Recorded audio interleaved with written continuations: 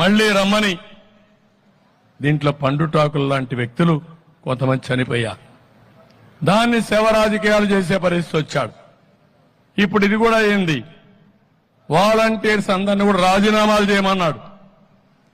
రాజీనామాలు చేయమంటే మేమెందుకు చేస్తామని చాలా మంది రిఫ్యూజ్ చేశారు, చేయలేదు.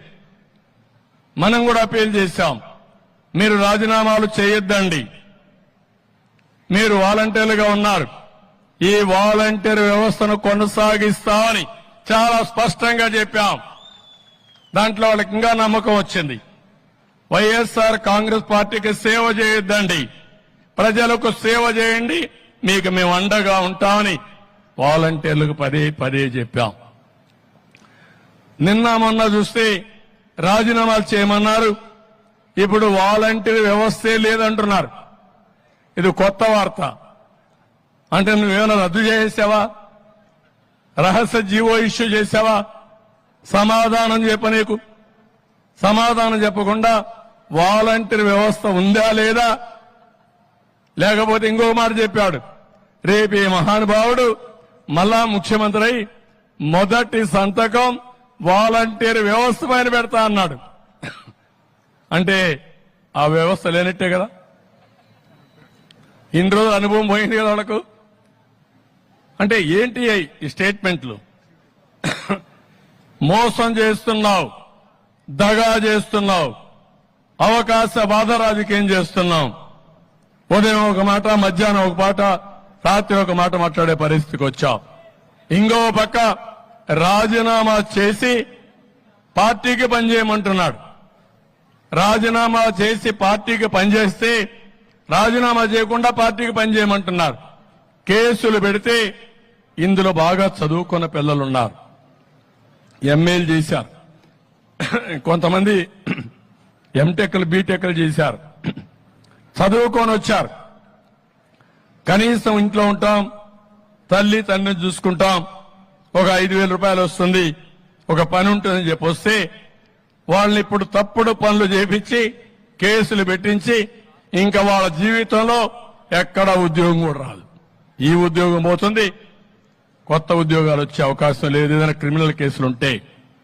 ఎంత స్వార్థపరుడో మీరు అర్థం చేసుకోవాలి వాలంటీర్స్. అందుకే తెలుగుదేశం అదే మరి ఎన్డీఏ మేమందరం 3 పార్టీల కూటమికి హామీ ఇస్తున్నాం, మీ ఉద్యోగాలు తీసేయం, వాలంటీర్ వ్యవస్థ కొనసాగిస్తామని మరొక్కసారి మీ అందరికీ హామీ ఇస్తున్నా. ఉగాది రోజున, పండుగ రోజున తీపి కబురు మీకు అందరికీ ఇస్తాం. 5,000 కాదు, మీకు రాబోయే రోజుల్లో 10,000 రూపాయలు పారితోషికం ఇచ్చే బాధ్యత మాది. అది బిగినింగ్. మీలో సమర్థత ఉంది, తెలివితేటలున్నాయి. ఇది ఎంట్రీ పాయింట్ మాత్రమే. ఇక్కడి నుంచి మీ ఇంట్లో మీరు కూర్చొని వర్క్ ఫ్రమ్ హోమ్. ఇప్పుడు 10,000 రూపాయలంటే ఒక సంఖ్య.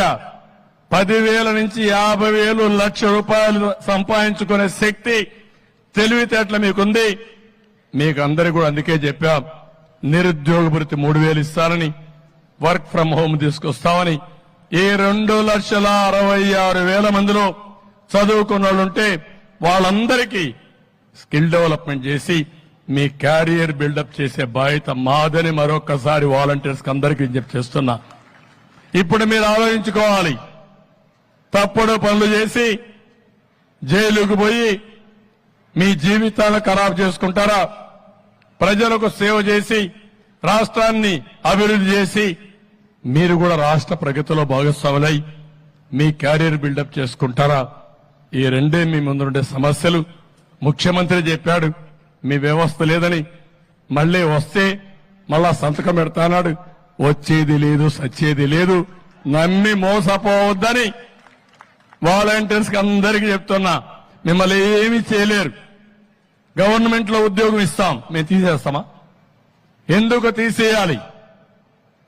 అవకాశం వచ్చింది, మాట్లాడితే నేనిచ్చానంటున్నాడు.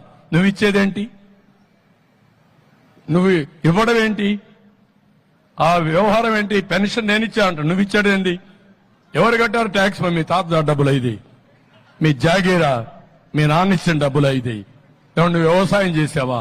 నీ భారతీయ సిమెంట్ నుంచి ఇస్తున్నావా? కాదు, నేను కట్టిన పన్నుల నుంచే ఇవన్నీ కూడా పెన్షన్లు ఇస్తున్నారు. లేకుంటే మా మీద అప్పు తీసుకొచ్చి నువ్వు ఈ సంక్షేమ కార్యక్రమాలు ఇస్తున్నావు.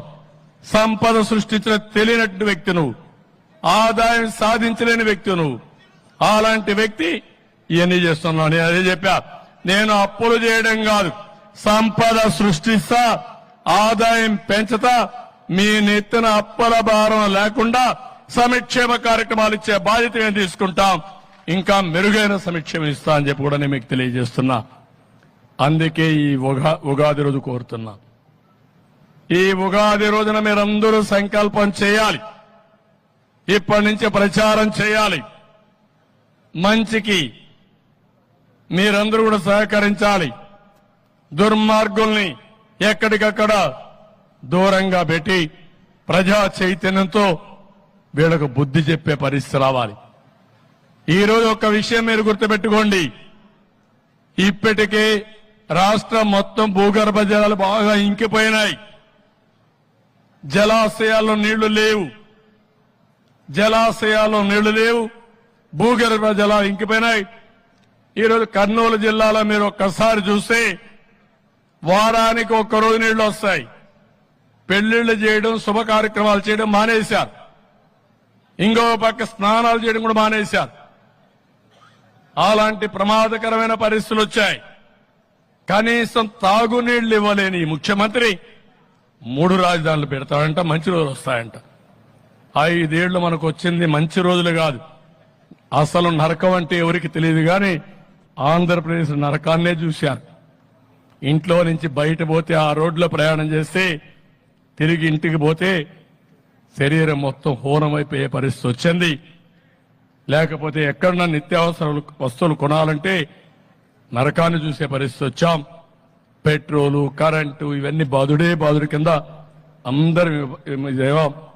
అందుకే ఈరోజు ఒక ఆశల పల్లవి, అది ఉగాది. ఈ ఉగాది రోజున మీరందరూ కూడా ఆమె ఇస్తున్న మంచి రోజులు వస్తాయి. ఈ సైకో జగన్ పోవాలి, పక్కకు తప్పుకోవాలి, దిగాలి.